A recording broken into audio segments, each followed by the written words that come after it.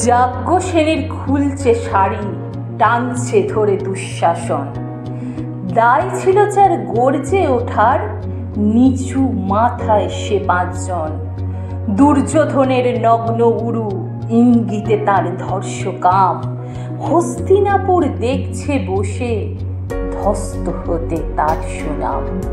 অন্ধ রাজা সিংহাসনে, আর্ত চেঁচান বৌমাতার। নিজের দলের নির্যাতনে সব রাজা হন নির্বিকার। কর্ণ বসে হাসছে, হা হা, রাজার দলের লোক তো সে। শর্তবিহীন সমর্থনে তাবৎ আরাম সুখ বসে।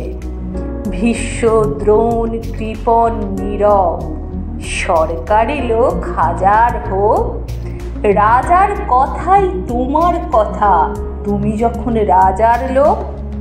খলশকুনি দেখছে সবই, বস্তুত সে ধ্বংস চায়। ঘরের মাটি লাল হয়ে যাক দেশ বিভাগের যন্ত্রণায়।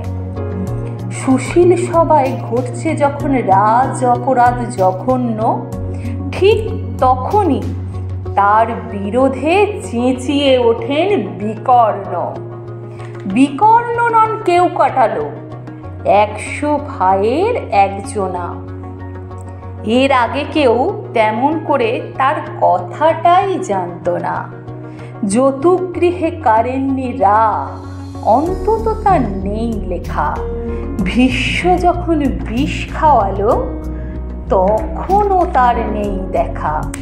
কিন্তু যখন প্রকাশ্যেতেই কাটছে নাড়ুর আব্রু কেউ, স্তব্ধ জীবের চুপ সাগরে বিকর্ণ হন একলা ঢেউ। চেঁচিয়ে ওঠেন রাজার কুমার যুবরাজের বিরুদ্ধে।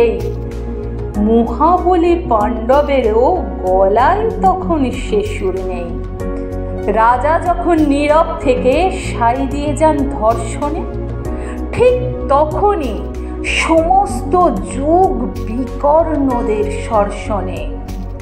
আমরা যারা কিচ্ছুটি নই, শুধুমাত্র ভোট কেবল, অত্যাচারের সামনে এলে সঙ্গী শুধু চোখের জল। পোষ্যভাবে যাবনা চেবাই অন্ধ এবং নিকর্ণ। প্রার্থনা থাক আমরা যেন একবার হই বিকর্ণ। প্রার্থনা থাক আমরা যেন একবার হই বিকর্ণ।